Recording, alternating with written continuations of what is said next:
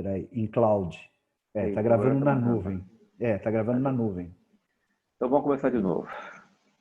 Bom dia, meus irmãos. É um prazer estar aqui com vocês mais uma vez. Agora dirigindo aí a aula. Não como professor, né? Como aluno como vocês, que nós aprendemos também quando estamos ministrando a aula, né? A semana foi bem corrida para mim, como eu disse, né?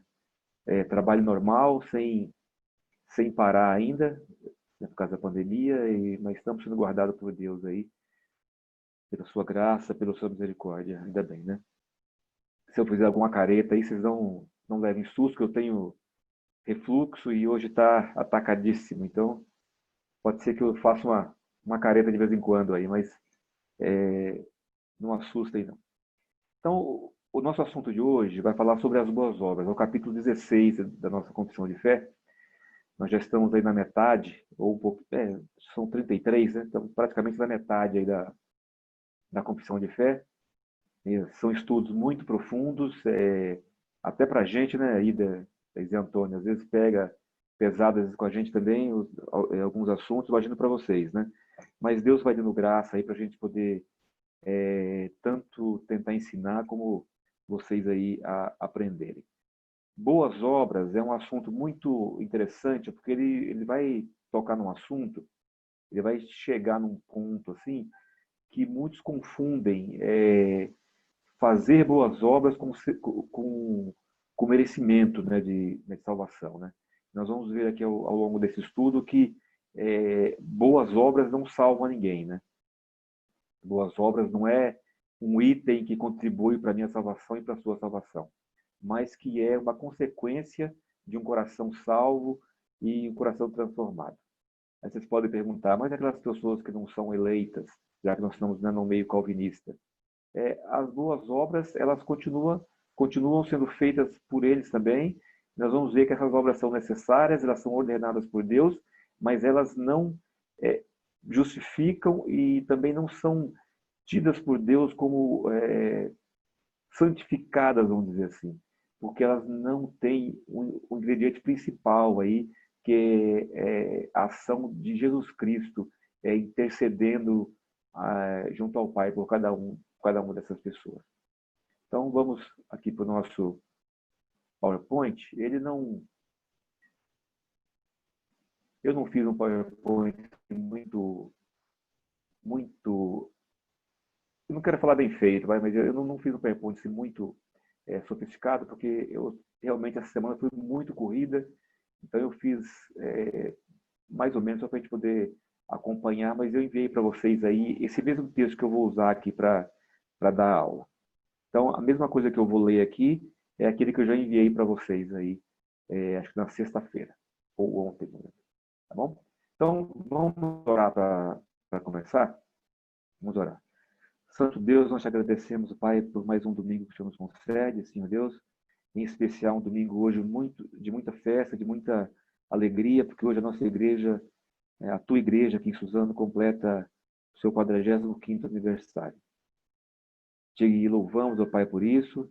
Te louvamos, ó Pai, porque o Senhor tem nos guardado, ó Pai, tem mantido essa igreja de pé, Senhor Deus, e nem problemas, ó Pai, tão graves quanto esse que nós estamos vivendo, Senhor Deus. Não parou a tua igreja, Pai. O teu evangelho continua sendo pregado, os teus filhos continuam a te prestar culto, Senhor Deus, e ainda continuamos, ó Pai, na mesma pegada, no mesmo amor, na mesma fé, Senhor Deus. Seu Pai, com essa aula, me abençoa, Senhor Deus, purifica a minha vida, Pai, meu coração, a minha língua, Pai, para que eu fale iluminado por Ti, Senhor Deus, e não de mim mesmo, Senhor Deus. Esteja com os meus irmãos que aqui vão ouvir, ó Pai, e os corações possam estar, Pai, aptos para ouvir, para compreender, ó Pai, e dispostos, Senhor Deus, a colocar em prática aquilo que for ensinado aqui. É a nossa oração, no nome santo de Cristo Jesus. Amém. Vamos lá, então. Depois do bom dia, né?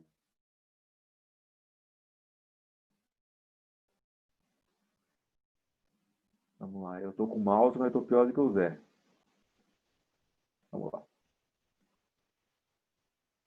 Então, as boas obras, capítulo 16 da Confissão de Fé de Westminster. Lá está escrito das boas obras, é o capítulo das boas obras, mas podemos o título aqui como As Boas Obras, sem nenhuma perda aí do intuito aí, né? Então, As Boas Obras é o capítulo 16 da Confissão de Westminster. Vamos começar aí com um texto do Hernandes Dias Lopes, que ele diz assim, em uma pregação sua, né?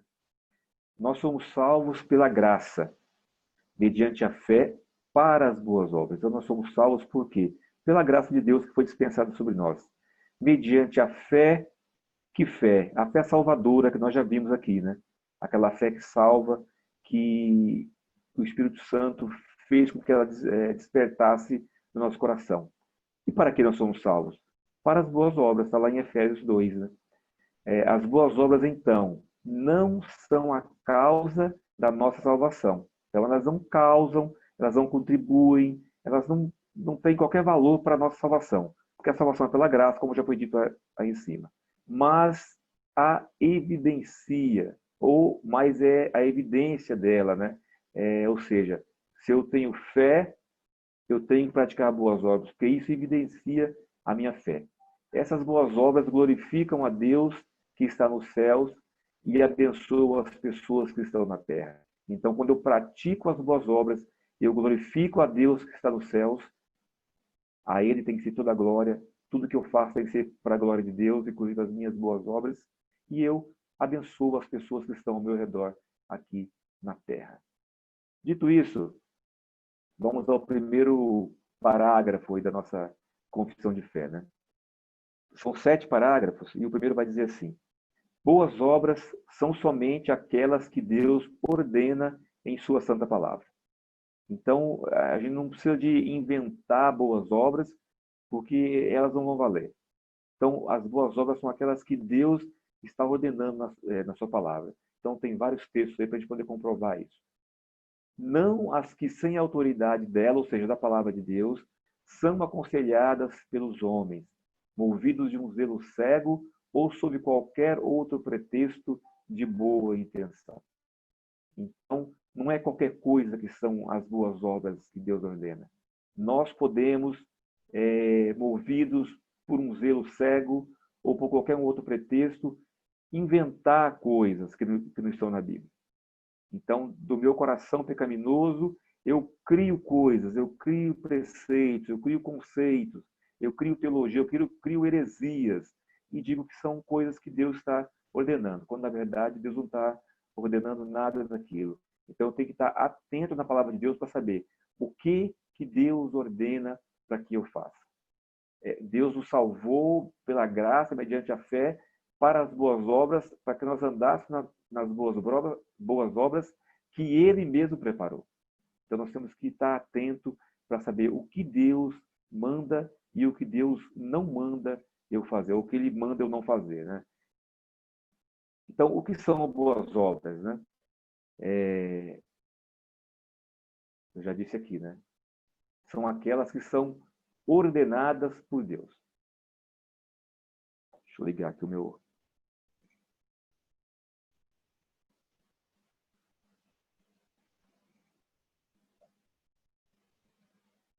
Então, precisamos, antes de mais nada, definir o que são boas obras.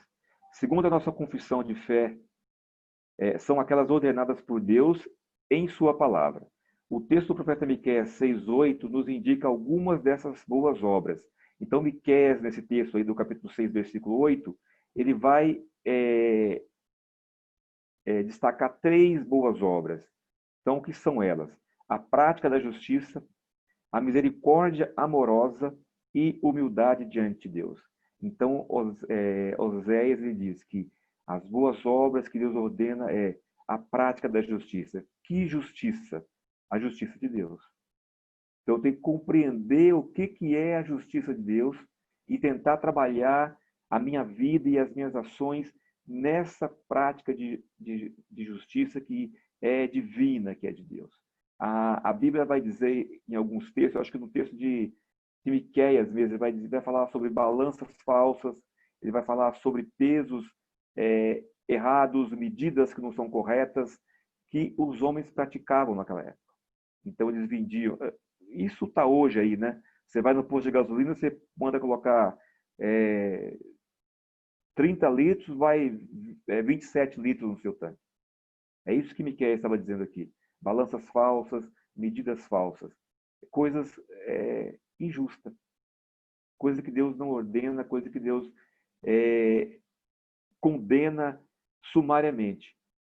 Nós temos que agir de acordo com a justiça de Deus em todos os aspectos. Mas como conhecer isso? Lendo e meditando na palavra de Deus.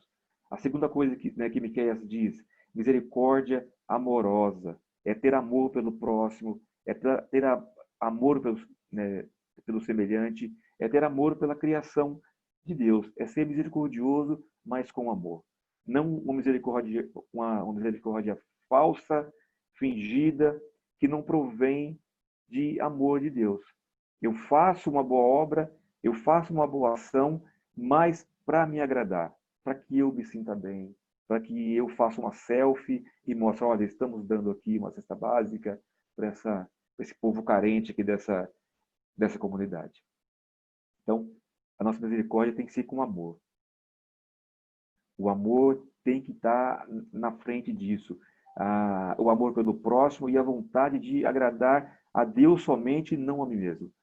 A gente fala, né, assim, várias frases, às vezes, né? Ou essa frase falamos às vezes, né?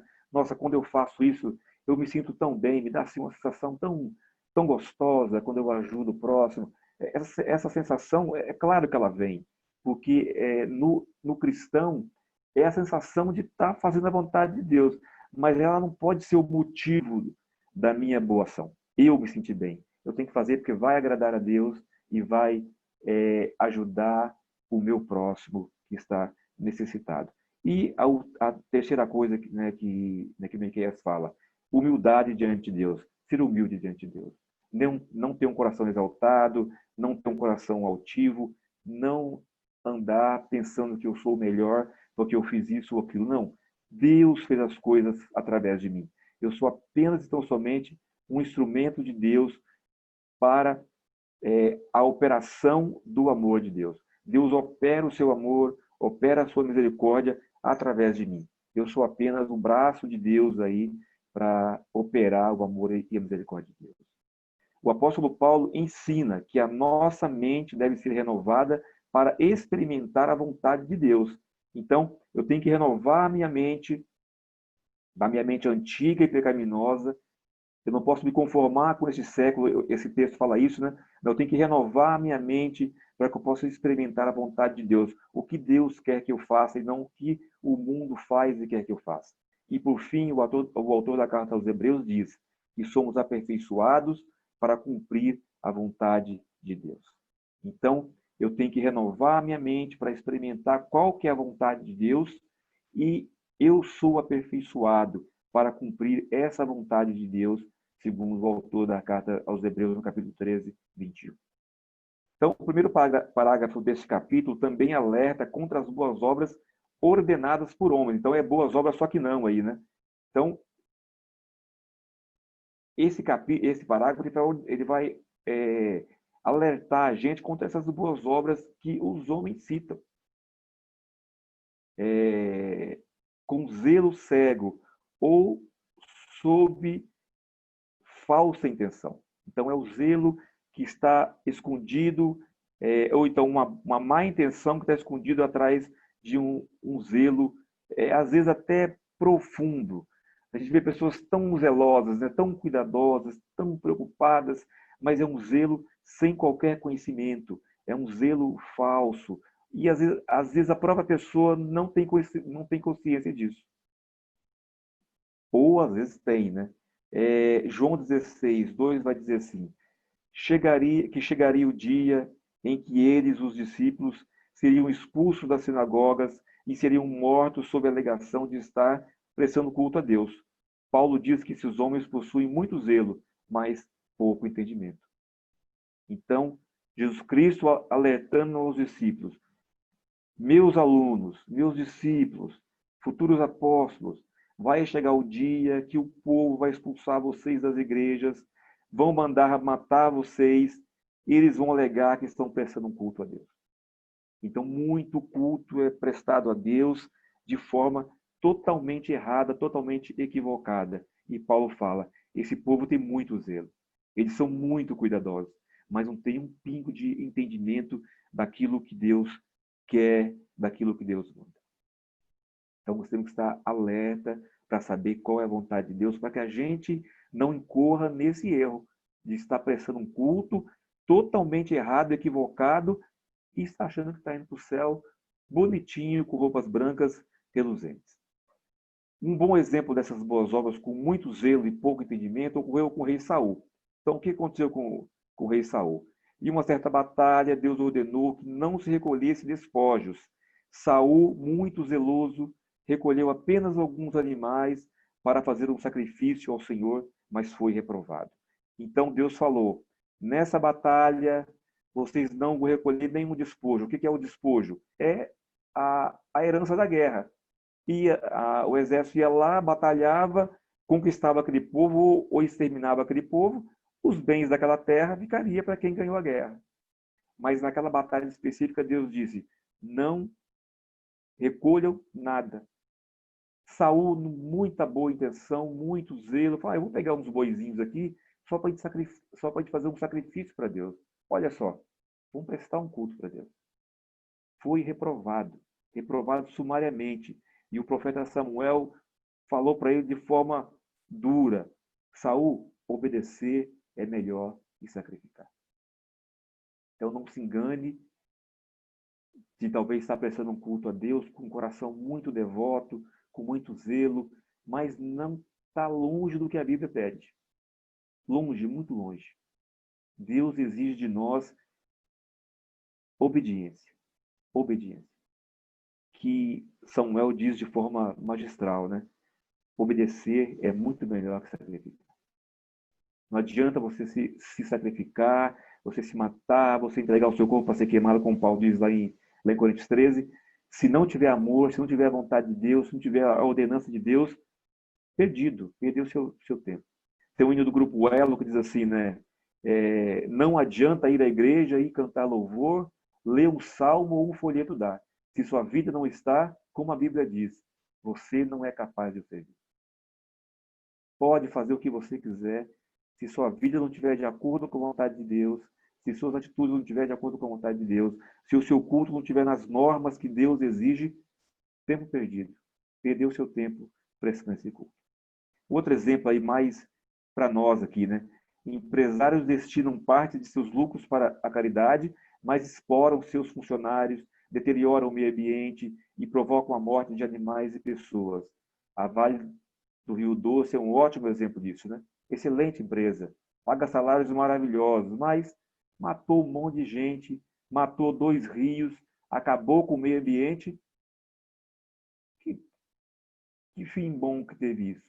Muito melhor se ele tivesse cuidado para não fazer tanto mal assim para o homem, né? E para o meio ambiente.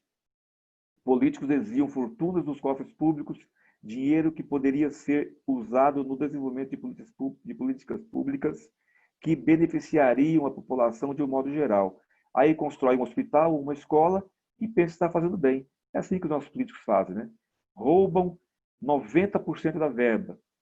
Com os 10% faz uma ou duas obras feias e porcas e são as melhores pessoas do mundo.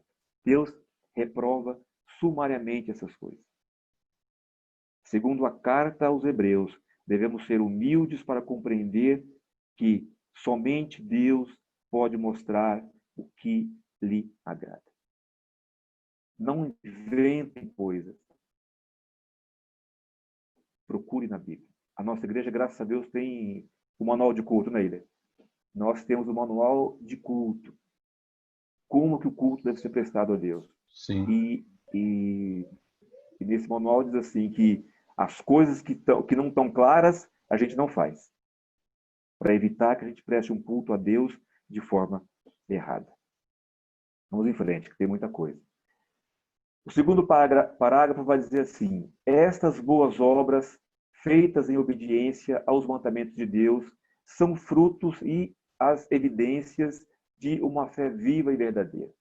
Edificam os seus irmãos, adornam a profissão do Evangelho, tapam a boca aos adversários e glorificam a Deus, cuja feitura são criados em Jesus Cristo para isso mesmo, a fim de que, tendo o seu fruto em santificação, tenham no fim a vida eterna.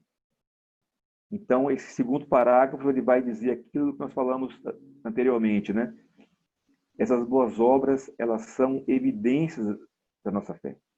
Elas são feitas em obediência aos mandamentos de Deus, que eu já devo saber, e elas são o fruto que evidencia uma fé verdadeira. É uma árvore que foi plantada na terra fértil do Evangelho, e essa fé deu frutos, que tem o gosto da salvação, que tem o gosto daquilo que Deus pede que nós façamos. E quais são as consequências disso? Nós vamos edificar os nossos irmãos. Nós vamos adornar, embelezar o Evangelho, ou a profissão dele, né? Nós vamos fechar a boca dos adversários que nos criticam e que nos atacam. Nós vamos glorificar a Deus, cuja feitura, ou seja, a criação de Deus, ou os homens criados em Jesus Cristo, foram criados em Jesus Cristo para isso, a fim de que, tendo o seu fruto em santificação, tenham no fim a vida eterna. O exemplo dado pelo apóstolo Tiago é o patriarca Abraão. Só esse slide aqui, né? O que as boas obras fazem? Né? Evidenciam a fé, demonstram a gratidão a Deus, reforçam a nossa confiança em Deus, edificam a igreja, embelezam o evangelho e a fé, tapam a boca dos adversários e nos faz, fechou aqui, né? Conforme a vontade de Deus. Então vamos aqui para o nosso texto. O exemplo dado pelo apóstolo Tiago é do patriarca Abraão. Abraão é chamado de o pai da fé, mas de nada adiantaria a sua fé se ele não deixasse a sua terra e saísse como peregrino para uma terra desconhecida. Então, Abraão tinha muita fé, mas se Deus não ouvisse a voz de Deus, Abraão, sai da tua terra, da tua parentela e vai para uma terra que eu vou te mostrar. Não tinha o mapa, não tinha o endereçozinho lá no GPS para guiar Abraão. Vai para uma terra que eu vou te mostrar. Vai indo aí, vai indo aí. Se Abraão não tivesse feito isso, a fé dele seria morta. Sua fé não teria valor se ele não oferecesse seu filho em sacrifício a pedido de Deus. Então, mais uma vez, Deus provou a Abraão. Abraão, pega o seu filho, o seu único filho, vai até o Monte Moriá e lá você vai sacrificar o seu filho a mim. Abraão pegou o seu filho, pegou o fogo, pegou a faca, pegou a madeira e foi para o monte sacrificar Isaac. Que fé teria Abraão se ele não fizesse isso? Eu costumo dizer assim, tem gente que fala assim, nossa, mas que dureza que foi isso, né? Aí eu digo assim, que cada um tem o Monte Moriá que resiste. Então Deus pediu para Abraão Isaac. Ele pode pedir para você o seu carro, ele pode pedir para mim o meu emprego. Deus pede para cada um de acordo com a fé que a gente tem ou de acordo com a prova que ele quer nos trazer. Mas eu quero só deixar enfatizado aqui o valor da obra na fé. A fé não ia valer nada se Abraão não acreditasse em Deus e fosse fazer o que Deus mandou. Aí o autor aos Hebreus, que maravilha que é essa carta aos Hebreus, né? O autor aos Hebreus diz assim, que Abraão sabia que Deus era poderoso para trazê-lo dos mortos, se preciso fosse. Então, por que Abraão foi? Porque Abraão tinha a promessa de Deus que Isaac seria o descendente dele. Olha como as promessas têm que fazer efeito no nosso coração. Antes que Deus mandasse Abraão sacrificar Isaac, Deus já tinha dito para Abraão que Isaac era o descendente dele. Então ele pensou assim, se Isaac é o meu descendente, mesmo que eu mate Isaac, Deus vai trazer ele dos mortos. Isso é acreditar em Deus. Tem uma frase aí de efeito, né? Que diz assim, que fé é quando você coloca o pé, tendo a certeza que Deus vai colocar o chão. É uma frase um pouco forçada, mas é basicamente isso. Eu vou porque eu tenho certeza que Deus vai fazer o melhor. Deus vai fazer aquilo que precisa ser feito.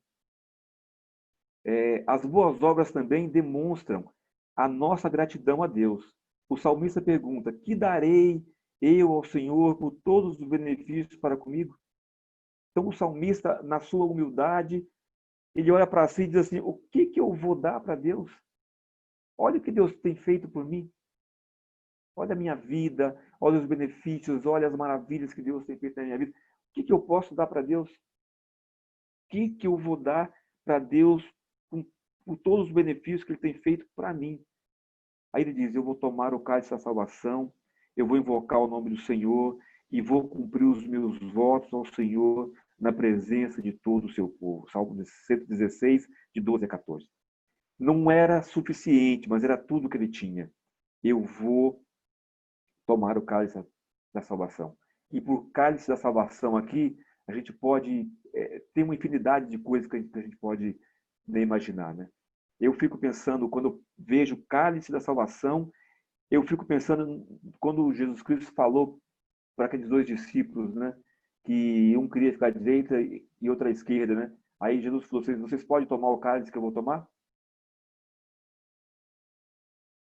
Talvez o cálice da salvação aqui seja assumir a condição de salvo e tomar o cálice que muitas vezes é amargo. É o abandonar, é o dizer não a si mesmo, é o negar-se a si mesmo e tomar a sua cruz e seguir a Cristo. É dizer não para um monte de prazeres que a vida oferece e a gente diz: não, eu não posso, não posso. Às vezes o coração até dói, né? Puxa vida, eu queria tanto ir naquela festinha, mas não, eu não posso. Eu, eu sempre lembro de um texto de quando o príncipe Amor, não Namor, né? Amor queria casar com a filha de Jacó e quis pegar ela à força. Ela falou: não, não, em Israel não se faz assim. Então, esse tinha que ser o nosso sentimento também, quando o diabo nos atacar com seus dados inflamados, a gente fala: não, em Israel não se faz assim. Não, no meio do povo de Deus não se faz assim. Isso é tomar o cálice da salvação. É invocar o nome do Senhor sempre. Senhor, tem misericórdia de mim, tanto para pedir a misericórdia de Deus, quanto para agradecer a Deus, quanto para glorificar a Deus, quanto para prestar culto a Deus. É estar sempre diante de Deus. Eu vou invocar o seu nome, Senhor, sempre. E eu vou cumprir os meus votos. Eu vou lembrar que 3 votos que nós fazemos. O primeiro voto que nós fazemos: os pais, eles prometem que vão orar com os filhos e pelos filhos, quando eles apresentam os filhos ao batismo. Esse voto, você que está na igreja há muito tempo, fez. Cumpra seus votos, ore com seus filhos e pelos seus filhos, ensine a eles o caminho do Senhor. O segundo voto que nós fazemos, quando nós casamos: eu vou ser fiel ao meu companheiro, à minha companheira, por toda a minha vida, porque aquilo que Deus uniu não separe o homem. É o segundo voto que eu faço na minha vida. E um terceiro voto, e com certeza eu fiz, Zé Antônio fez, Ide fez, e vocês vão fazer, se Deus quiser, no final do ano. É o voto de ser fiel à palavra de Deus. Quando vocês forem professar a fé de vocês, vocês vão prometer um monte de coisa lá. São coisas que precisam ser cumpridas. Eu vou cumprir todos os meus votos. Fora os votos que nós fazemos aí, fora esses 3 votos aí, né? Então, o que o salmista está dizendo aqui? Não tem nada para dar para Deus. O mínimo que eu posso fazer é isso. É tomar o cálice da salvação, é invocar o nome de Deus e é pagar todos os meus votos. Devemos ter essa atitude de gratidão, em especial pela salvação concedida. O apóstolo Pedro diz que somos raça eleita, nação santa, povo exclusivo de Deus. Está em 1 Pedro 2,9. Só isso bastaria para ter um coração grato e viver nas boas obras ordenadas por Deus em sua palavra. Eu não tenho motivo nenhum para agradecer. Meu emprego é ruim, eu não tenho carro, a minha casa está ruim, eu não tenho motivo nenhum para poder agradecer a Deus.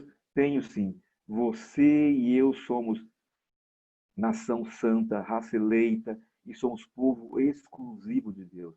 Isso só é motivo de nós agradecermos a Deus e fazermos as boas obras que Ele projetou, que Ele criou para que nós andássemos nela. Outra coisa, as boas obras reforçam a confiança. Então, eu vou mostrar que eu tenho confiança em Deus quando eu faço as boas obras. Vou voltar em Abraão. Isso reforçou a fé dele com certeza. E reforçou a confiança dele em Deus. Porque ele fez o que Deus mandou e ele sentiu que Deus se agradou, ele sentiu que estava fazendo o que era correto, Deus operou no seu coração e ele ficou fortalecido. Aumentou a confiança dele em Deus. Quando eu oro pedindo as coisas para Deus, não é certeza que Deus vai me dar. Foi assim, ninguém morria, né? Ninguém pediu emprego, todo mundo era rico, todo mundo estava no azul. Não, mas isso é exercício da minha fé. Eu vou pedir confiando e vou aceitar aquilo que Deus me deu. Meu coração vai se agradar em Deus, porque eu me agrado de tudo que Deus faz por mim. Às vezes ficamos entristecidos, com o coração cheio de dúvidas, desmotivados e perguntamos: será que eu sou salvo? Quantas pessoas não já perguntaram isso, mesmo sendo pessoas cristãs aí, às vezes até de longas datas, né? Será que eu sou salvo? Estou fazendo aquilo que Deus ordena? Examine-se. Você tem dúvida? Será que eu estou fazendo o que Deus pede para que eu faça? Examine seu coração. Na Santa Ceia, o pastor fala, né? Examine-se, pois o homem. Examine-se, pois o homem. Examine-se. Sonda o seu coração. Ora para o Senhor, Deus, me mostra se estou fazendo aquilo que não é correto. Como o salmista falou, né? Me devolve a alegria da tua salvação. O apóstolo João afirma em sua primeira carta: ora, sabemos que o temos conhecido por isso, se guardamos os seus mandamentos.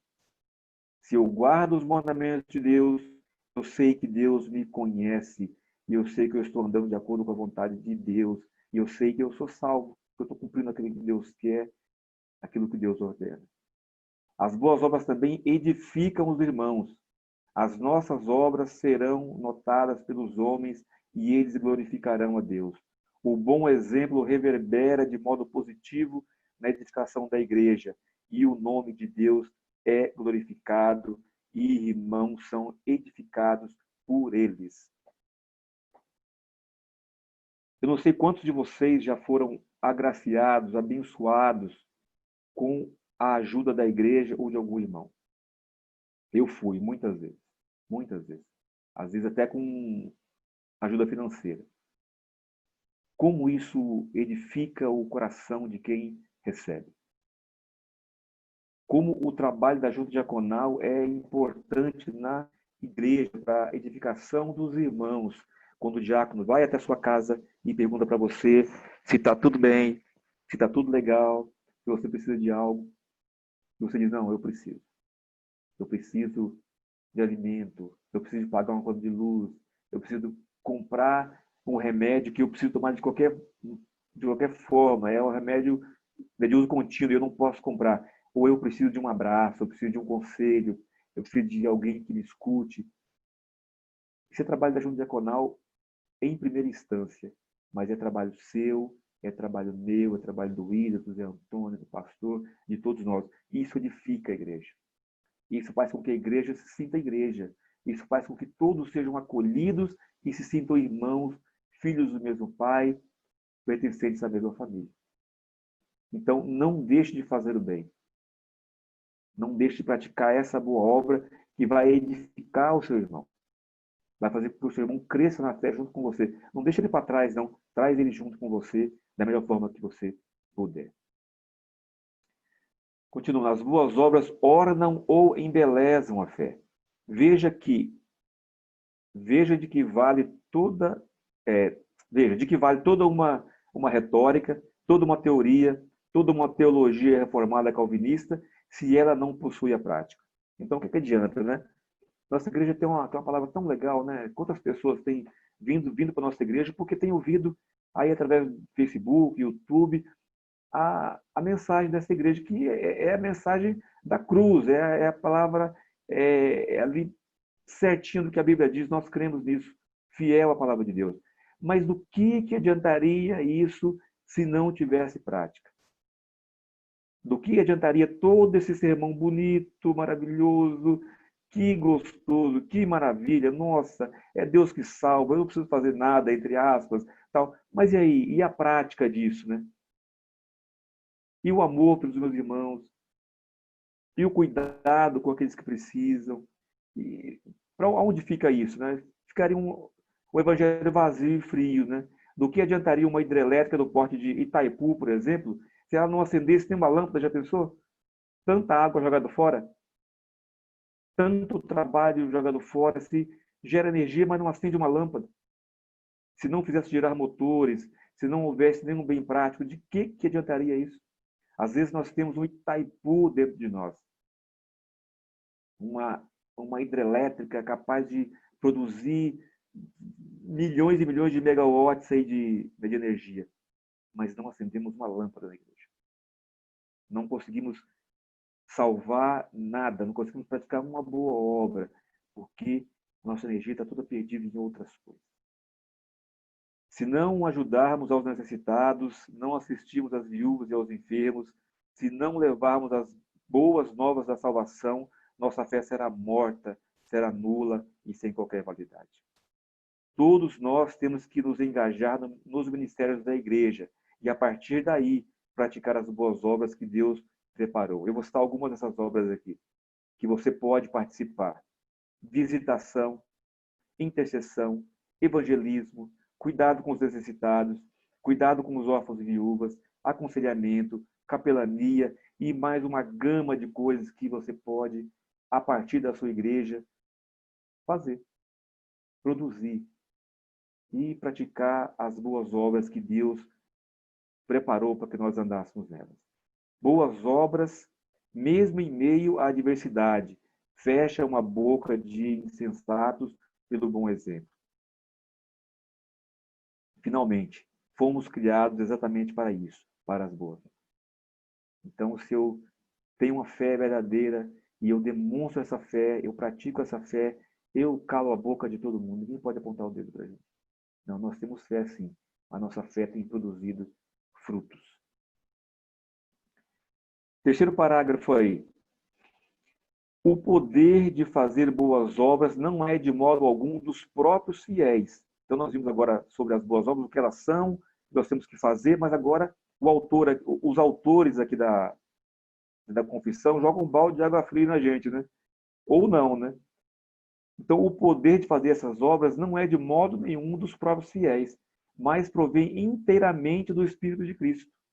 A fim de que sejam para isso habilitados, é necessário, além da graça que já receberam, uma influência positiva do mesmo Espírito Santo para obrar nele o querer e o perfazer segundo o seu beneplácito. Contudo, não devem por isso tornar-se negligentes, como se não fossem obrigados a cumprir qualquer dever, senão quando são movidos especialmente pelo Espírito Santo, mas devem esforçar-se por estimular a graça de Deus que há neles. Então, esse parágrafo vai dizer assim: as boas obras não partem de vocês. Vocês são incapazes de produzir boas obras. Mas é o Espírito Santo que cria essas boas obras dentro de nós, né? Então, não existe boas obras que partam dos crentes, mas essas são provenientes do Espírito Santo que atua no crente. Um galho separado da videira não pode produzir uvas.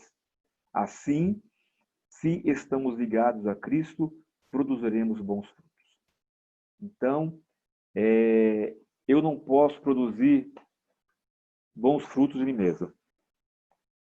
Eu sou um galho de uma vide que, se for cortado, murcha. Eu só consigo produzir alguma coisa a partir da seiva que parte do ramo principal, que é Cristo Jesus. Se não estiver ligado a Jesus Cristo, eu não consigo produzir nada de bom. E mesmo que eu faça alguma coisa boa, não terá validade no céu, porque não parte de um coração regenerado, de um coração transformado. Então, a atuação do Espírito Santo na conversão do eleito remove o coração de pedra e lhe dá um coração de carne. Ezequiel 36, 26 vai dizer isso, né? Quem nos habilita para isso é Deus, que efetua em nós tanto o querer quanto o realizar. Filipenses 2:13. Deus efetua em nós tanto o querer fazer as boas obras, como o impulsionar e o poder para fazer isso. Deus efetua em nós tanto o querer quanto o realizar dele mesmo. É certo que somos dependentes da obra do Espírito, mas não podemos nos fingir de mortos. Então, aqui é uma coisa interessante, né? Eu pego, assim, a primeira parte desse parágrafo e diz assim: vocês não são capazes, ou nós não somos capazes de produzir nada de nós mesmos.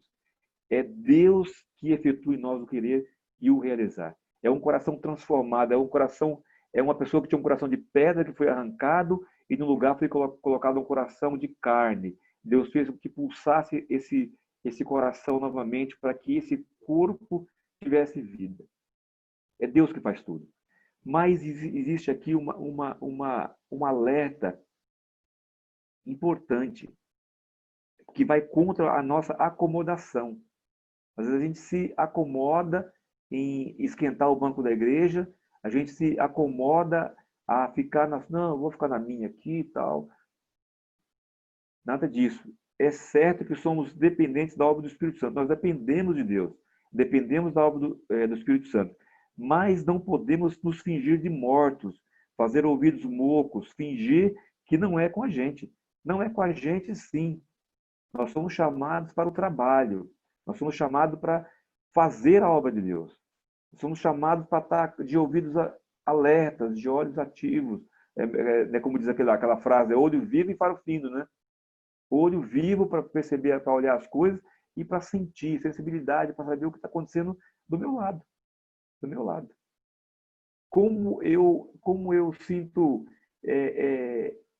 orgulho de ter amigos assim, como eu acho bonito de ver pessoas na igreja que têm essa sensibilidade grandiosa de perceber quando a coisa não está boa. Elas olham para a pessoa e, com a sensibilidade que Deus dá, fulano não está bom, fulano não está bem. A gente precisa aguçar esse nosso lado para poder perceber isso e arregaçar as mangas e a obra, né? Então, Deus nos deu sabedoria, inteligência e sensibilidade para perceber as necessidades da igreja e de um irmão de forma mais específica, e até mesmo da sociedade secular que vivemos. Afinal, não temos mais uma pedra no peito. Então, nós temos um coração agora que sente, um coração sensível, um coração que chora quando a mensagem nos toca, um coração que gosta de ouvir música boa, que agrada a Deus, que glorifica a Deus. Esse coração também tem que ser sensível para essas coisas. Para perceber e sentir, não, eu tenho que fazer, eu tenho que fazer alguma coisa. Você não pode se acomodar, tem que ser incomodado, né? Essas coisas têm que te incomodar, né? Nós temos a melhor ferramenta, que é o Espírito Santo, que nos auxilia e impulsiona. Porém, muitas vezes o nosso desempenho é pífio. Nós temos a melhor máquina. Não sei se vocês gostam, né, de Fórmula 1, eu gosto. Né?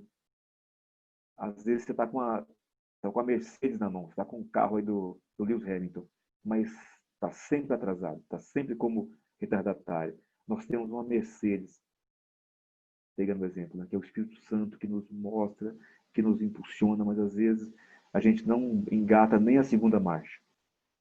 E todo mundo passa a gente, né? Até o Barrichello consegue passar a gente. 2 Pedro 3, 1, 3, 5, 10 e 11 vai dizer assim: visto como pelo seu divino poder nos tem sido doadas todas as coisas que conduzem à vida e à piedade pelo conhecimento completo daquele que nos chamou para a sua própria glória e virtude, pelas quais nos têm sido doadas as suas preciosas e muito grandes promessas, para que por elas vos torneis coparticipantes da natureza divina, livrando-vos da corrupção das paixões que há no mundo. Por isso mesmo, vós, reunindo toda a vossa diligência, aí vem a parte, né? Associai com a vossa fé a virtude, e com a virtude o conhecimento. Então ele pega toda uma gama de coisas aqui e fala, bom, então agora associa a sua fé à virtude. Você já ganhou a fé.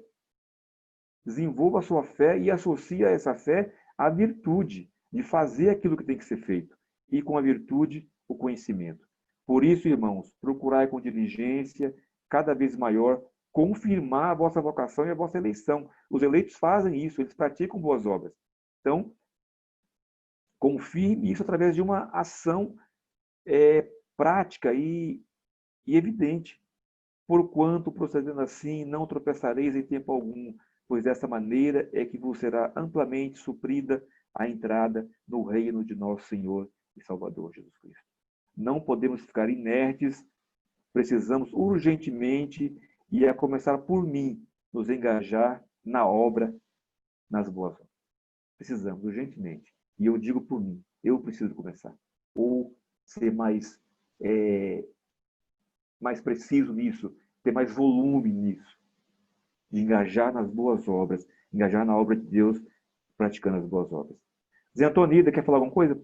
Até agora, para dar uma força aí? Tá tudo bem até aí? Tá tudo em ordem, Abraão. Muito bom, muito boa explicação. Tudo bem, Tranquilo?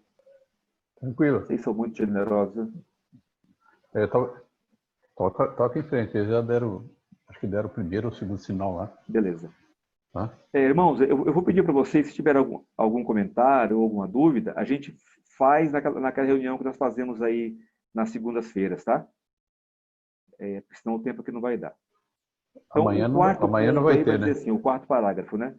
Os que alcançam pela obediência a maior perfeição possível nessa vida estão longe de exceder as suas obrigações e fazer mais do que Deus requer, que são deficientes em muitas coisas que são obrigados a fazer. Então, aí pega pesado com a gente, né? Aí a gente fica até entristecido. Puxa vida, eu passo tanto, né? Caramba, meu. Mas a confissão vai dizer assim: aqueles que alcançam pela sua obediência a maior perfeição possível. Então, ó, eu não consigo fazer mais do que eu faço, está no meu limite. E realmente está mesmo. Vamos pegar um exemplo assim, de alguém que fez tudo, que atingiu o limite, que não consegue fazer mais nada além disso. Estão longe de exceder as suas obrigações. Então, está longe de fazer mais do que você deveria fazer. Então, o nosso texto vai dizer aqui, assim, né? O mais aplicado dos seres criados e regenerados por Deus estão longe de atingir a perfeição.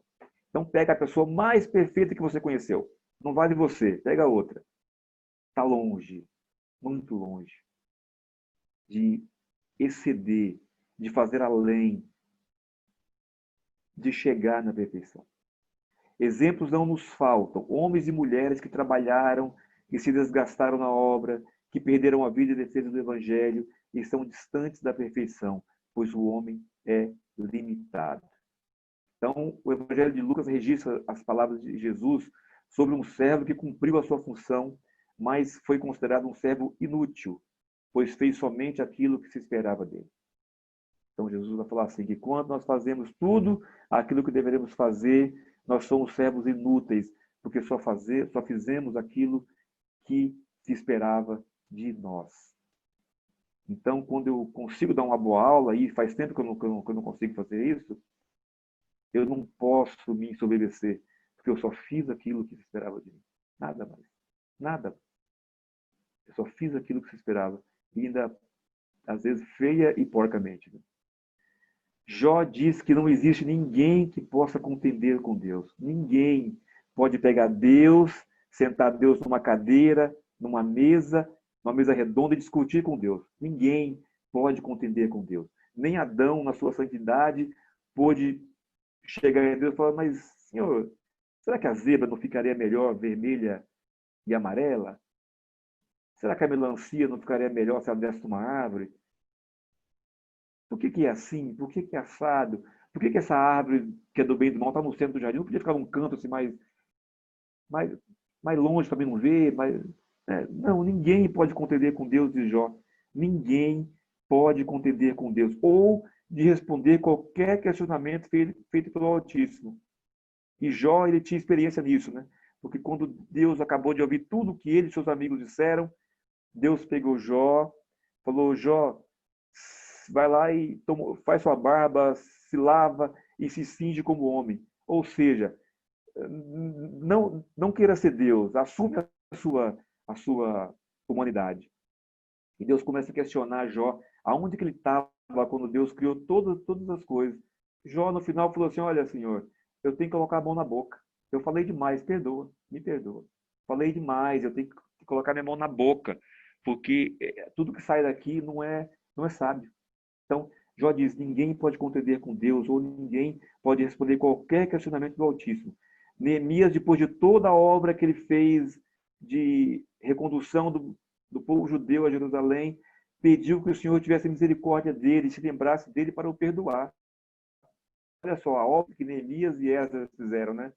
Na reconstrução da cidade, do templo, de trazer o povo de volta. Neemias fala, Senhor, tem misericórdia de mim e se lembra de mim para me perdoar, porque eu não fiz tudo o que eu tinha que fazer, eu não andei tão correto assim diante de ti. E o apóstolo Paulo disse que ele era o maior dos pecadores. Veja bem, Paulo dizendo isso. Eu sou o pior dos pecadores. Um exemplo para a gente, alguém que a gente tem em conta altíssima, que cita os seus escritos, embora tenham sido inspirados por Deus. Citamos o seu exemplo e fala, eu sou o pior dos pecadores. Imagine nós, né?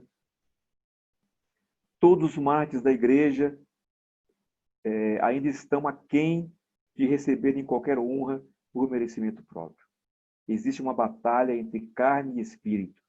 Somos salvos, mas ainda pecamos. Contudo, o nosso Senhor Jesus Cristo atingiu a perfeição e pode nos guiar, pois Ele é o caminho. Pode nos dar entrada aos céus, pois Ele é a porta. E se nós fracassarmos o nosso serviço, ainda assim, se tivermos fé, Ele intercede por nós junto ao Pai. Deus ainda, Jesus Cristo ainda intercede por nós junto ao Pai. O quinto ponto aí não podemos, pelas nossas melhores obras, merecer da mão de Deus perdão de pecados ou a vida eterna, porque é grande a desproporção que há entre eles e a glória por vir, e infinita a distância que vai de nós a Deus, a quem não podemos ser úteis por meio delas, nem satisfazer pela dívida dos nossos pecados anteriores. Pois, quando fazemos tudo o que podemos, só fazemos a nossa obrigação e somos servos inúteis. Isso porque, como são boas, essas boas obras procedem do Espírito. E como foram praticadas por nós, elas são impuras e misturadas com tanta fraqueza e imperfeição que não podem suportar a severidade do juízo de Deus. Então, as nossas melhores obras não podem merecer da mão de Deus perdão dos nossos pecados ou a vida eterna. Porque é grande a distância que existe entre nós e Deus é grande. A justiça que existe, a diferença da justiça de Deus e da nossa é infinita. Não tem como saldar nossa dívida com as nossas boas obras. Então, as nossas boas obras nunca nos levarão para o céu. Como dissemos anteriormente, elas só evidenciam uma fé viva e operosa, uma fé viva e operante. Ele vai dizer aqui que as obras são boas, porque elas provêm do Espírito, mas elas se tornam maculadas, porque são feitas por nós, mas elas são purificadas, porque são apresentadas através de Jesus Cristo. Então, imagine que estamos tentando trocar uma lâmpada sem o auxílio de uma escada ou de qualquer outro apoio. Por mais que esticássemos as pernas e os braços, não atingiríamos o soquete para desrosquear essa lâmpada. Imagina você na sua casa aí, tentando trocar uma lâmpada sem uma escada, sem um banquinho, sem uma cadeira. Por mais que você estique os seus braços e suas pernas, vocês vão conseguir tirar essa lâmpada. Porque a distância de você e a lâmpada é inatingível sem algum apoio, sem uma escada ou qualquer outra coisa. O apóstolo Paulo, em sua carta aos Romanos, diz que não há justificativa para nós através das obras da lei, porque a lei escancara o nosso pecado. Então, toda vez que eu olho para a lei, eu lembro que eu sou pecador. Toda vez que eu olho para a lei, eu lembro que ela diz assim, que eu não devo ter outro Deus diante do Deus Supremo. Mas eu lembro que eu gosto demais da minha televisão, eu gosto demais do meu carro, que eu não posso ficar sem o meu emprego, que eu não posso ficar sem o meu marido ou sem a minha esposa. Eu idolatro muitas coisas, disfarçadas de televisão, de carro, de marido, de esposa, de emprego, de viagem, de videogame, de WhatsApp, de Facebook e tantas outras coisas. Quando eu olho a lei que diz honra teu pai e tua mãe, eu lembro que às vezes eu desobedeci minha mãe. Eu lembro que às vezes eu fiz o que ela não gostou. Eu lembro que muitas vezes meus pais ficaram tristes comigo. Muitas vezes eu fiz aquilo que não os honrou. Quando eu olho para a lei, eu lembro que eu devo amar o próximo como a mim mesmo. Muitas vezes eu não amo meu próximo como a mim mesmo. Eu me amo bastante. Amo o próximo mais ou menos. Então, Paulo diz que as obras da lei nunca vão poder me justificar, porque ela mostra que eu sou pecador. Ela escancara o meu pecado. Mas a graça nos salva. É pela graça que nós somos salvos. Que não é por obras para que ninguém se glorie. Que somos feituras de Deus, criados em Cristo Jesus para as boas obras, as quais Deus preparou de antemão para que nós andássemos nelas. Mas ainda que eu consiga realizar alguma coisa, ainda serei um servo inútil, pois só fiz a minha obrigação. Vejam, fomos salvos para andar nas boas obras. Se andamos, apenas então somente fazemos aquilo que se espera de um regenerado. Então Deus me criou, Deus me salvou para eu andar nas boas obras. Então quando eu ando nas boas obras, eu só fiz o que Deus esperava de mim. Eu só cumpri a função para a qual eu fui criado. Isso se dá porque somos imperfeitos, ainda pecamos, nosso coração ainda guarda mágoa, ainda não perdoamos a todas as ofensas. O fruto do Espírito está em nós, com certeza, mas o suco ainda é muito ácido. Nós temos o fruto do Espírito, mas ainda o suco que sai desse fruto ainda é ácido. Ainda não está totalmente perfeito, não está totalmente maturado, vamos dizer assim. O profeta Isaías nos diz o seguinte: mas todos nós somos como o imundo, e todas as nossas justiças como trapo de imundícia. Todos nós nos murchamos como a folha, e as nossas iniquidades como um vento nos arrebata. Então, Isaías vai dizer assim, que toda a minha justiça é como um trapo de imundícia. Então, quando eu penso que eu estou sendo muito justo, quando eu comparo a minha justiça com a justiça de Deus, eu vejo quão injusto eu sou, quão injusta é a minha justiça. O apóstolo Paulo resume muito bem esse parágrafo da confissão de fé na sua carta aos crentes de Roma. Ele diz assim: porque nem mesmo compreendo o meu próprio modo de agir, pois não faço o que prefiro, e sim o que detesto. Ora, se faço o que não quero, consinto com a lei que é boa. Neste caso, quem faz isso já não sou eu, mas o pecado que habita em mim. Porque eu sei que em mim, isto é, na minha carne, não habita bem nenhum, pois o querer o bem está em mim, mas não, porém, o efetuá-lo. Então, eu tenho muita vontade de fazer o bem, muita, e vocês também com certeza têm. O nosso desejo eu tenho por certo, que é fazer o bem. Você que foi transformado por Deus, que foi lavado pelo sangue purificador de Jesus Cristo, você quer fazer o bem, você quer ser uma boa pessoa. Até os ímpios querem. Paulo diz assim, o bem está em mim, mas não o efetuar, eu não consigo fazer tudo. Eu quero fazer o bem, mas eu faço o mal. O bem que eu quero eu não consigo fazer, mas o mal que eu não quero está sempre diante de mim. E quando eu vejo, eu já fiz. Por quê? É o já, mas ainda não. Eu já sou salvo, mas ainda não totalmente purificado, não totalmente completo. Eu tenho que caminhar para isso, tenho que me santificar todos os dias, para que um dia eu atinja essa perfeição e Deus me receba no céu, não pelos meus méritos, mas porque eu fui aperfeiçoado no Evangelho, aperfeiçoado nas coisas de Deus. Ainda não consigo. Por isso eu não consigo agradar a Deus totalmente, por isso que as minhas obras não podem de forma alguma pagar o meu pecado. Não posso. Quem pagou os meus pecados foi o sacrifício de Cristo, porque as minhas obras jamais poderiam pagar. Imagine vocês que vocês pegassem uma camiseta branquíssima. Eu acho que a dona Margarete vai lembrar disso aí, dona Margarete, a Sandra, a Maria de Socorro. Lembra quando vocês lavavam roupa? Se é que vocês lavavam roupa, né? Às vezes vocês tinham de empregado, né?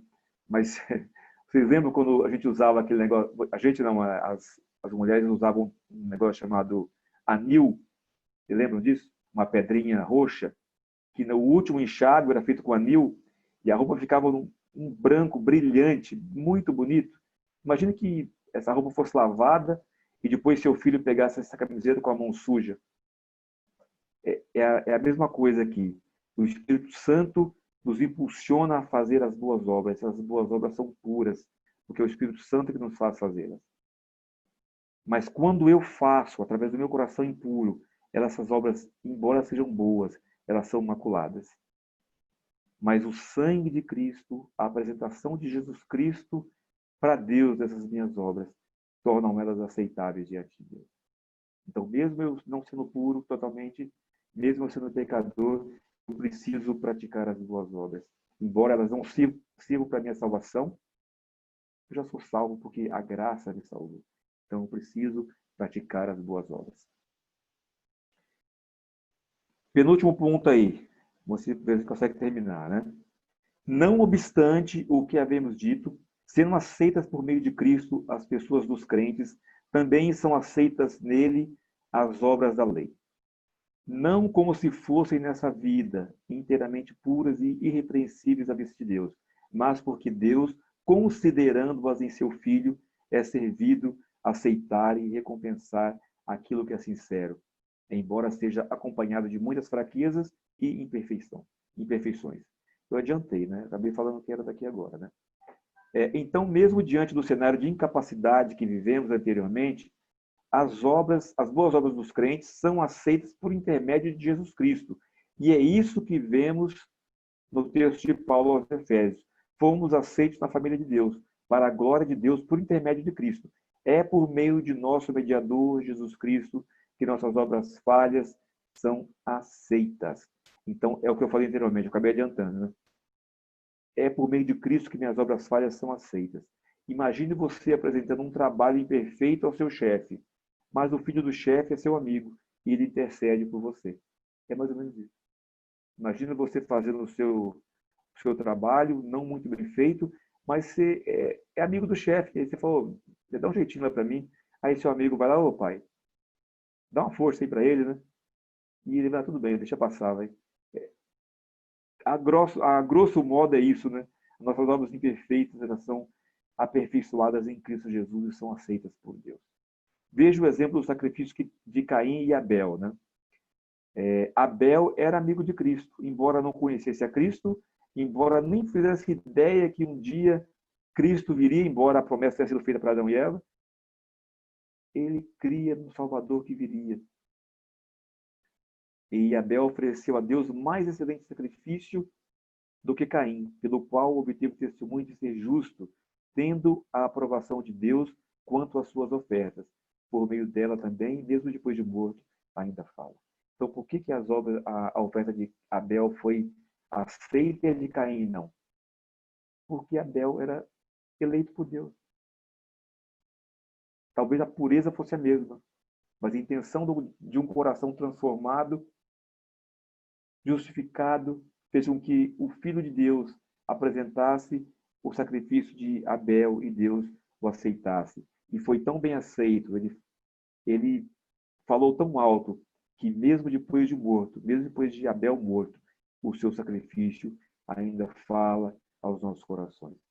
Finalizando esse ponto, não somos perfeitos e nem o seremos nessa vida. Jó afirma isso, que se ele tentasse justificar a sua própria boca, o condenaria. Contudo, somos aceitos e, por consequência, as nossas obras, porque são vistas através do Filho de Deus. Ele as purifica e as torna aceitáveis por Deus. Então, as suas obras são aceitas porque você é bom, é porque Jesus Cristo faz a mediação.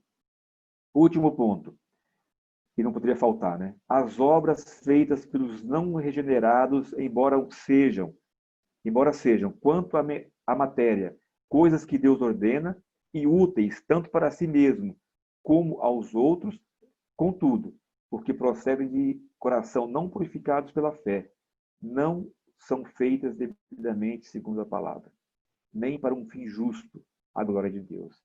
São pecaminosas e não podem agradar a Deus, nem preparar o homem para receber a graça divina.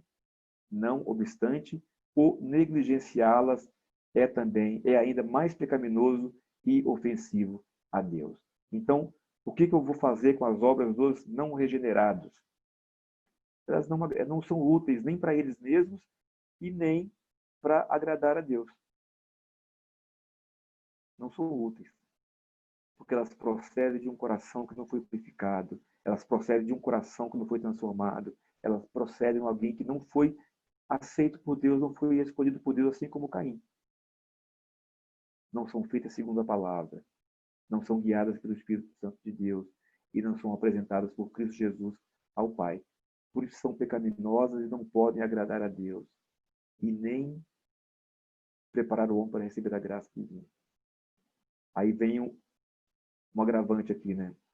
Não obstante, o negligenciá-las é ainda mais pecaminoso e ofensivo a Deus. Então, todos têm que praticar as boas obras. O último comentário aqui, né? O Dr. Chad Van Dixhorn, em seu Guia de Estudos da Confissão de Fé, esse livro que alguns têm, ele intitula esse último ponto aí como as obras dos incrédulos inaceitáveis, mas úteis e necessárias. Vejamos por quê. Já estou encerrando. Precisamos, infelizmente, lembrar que muitos não serão salvos, não serão alcançados pela obra de Cristo, mas muitos destes farão as obras de Deus que Deus ordena. Boas obras úteis para si e para os outros. Então, as obras que os ímpios fazem, daqueles que não são regenerados, elas são úteis, ainda não pode negar isso. Você não pode pegar o padre Lancelotti, não estou dizendo que ele não vai ser salvo, longe de mim saber ou de querer condenar ou salvar alguém, porque eu não sou Deus. Mas vamos dizer que ele não seja salvo, que um dia ele não seja alcançado, vamos dizer que ele ainda não seja. E não é porque ainda continua adorando imagens, né? E tantas outras coisas, né? Mas a obra que ele faz, né, como morador de rua é útil. É útil e é muito bem-vinda. Imagina você, um morador de rua, que recebe um prato de sopa e um chuveiro quente para tomar banho. Muito útil. Instituto Ayrton Senna. Não sei se Ayrton Senna era cristão. Muitos dizem que era, não sei se era. Não sei se a irmã dele é cristã. Não sei se aquela obra ali é voltada para Cristo. Mas quantas crianças são assistidas? Obra útil e muito bem-vinda pelo mundo, pela sociedade. Mas se não partir de um coração puro, transformado, não tem efeito nenhum espiritual. Tem efeito material e elas têm que ser feitas mesmo, mas não tem efeito espiritual. Porque não parte de coração transformado, não é apresentada pelo Espírito Santo e não é apresentada a Deus por Cristo. A Bíblia mostra vários exemplos disso. Vemos o rei Jeú e o rei Acabe. Se formos mais adiante, veremos que no último dia, muitos dos condenados dirão que em nome de Deus fizeram milagres e prodígios, mas a resposta de Deus será dura. Nunca vos conheci. Nunca vos conheci. Então eu posso fazer muitas coisas, mas se o meu coração não for transformado, se eu não for eleito, Deus vai me mandar para o inferno e eu vou falar: Senhor, que injustiça é essa? Eu fiz isso, isso, isso, isso, isso, que salvou muita gente, que dei comida a muita gente, dei abrigo a muita gente. Deus vai dizer: nunca te conheci, nunca te conheci. Quantos têm pregado o evangelho por motivos escusos? Quantos têm feito boas obras e são beatificados por isso? Mas seu coração não foi transformado, se o evangelho de Cristo não foi ouvido, entendido e aceito, se o Espírito Santo não fez a obra regeneradora, serão como o sino que retine, como o sino que toca e só faz barulho. E eu quero pegar aqui um pouco pesado, né? Quantos pastores têm enganado a muita gente? Pregado o evangelho do jeito deles, falado de Deus, falado da Bíblia, mas para benefício próprio, para enriquecer, para guardar dinheiro para si, sem a menor preocupação com as almas que se perdem. Cada vez que eu prego um evangelho falsificado, eu estou contribuindo para que pessoas vão para o inferno. Não que elas já não fossem, mas nós vamos ver aí que existe os decretos de Deus e a responsabilidade humana. Nós vimos alguma coisa sobre isso com o reverendo Nelson. Então, se eu contribuo, eu estou pecando também.